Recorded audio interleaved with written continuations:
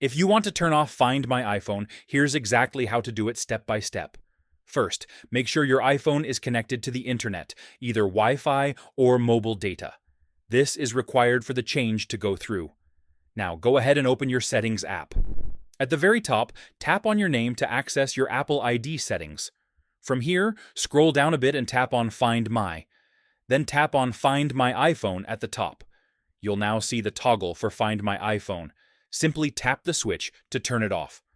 At this point, your iPhone will ask you to enter your Apple ID password. This is a security step to make sure only you can disable this feature. Enter your password, then tap Turn Off in the top right.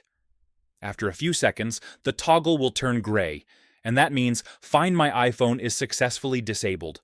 Now, quick tip, turning this off will also disable features like device tracking and activation lock. So only do this if you really need to. For example, if you're selling or resetting your device. And that's it. That's how to turn off Find My iPhone.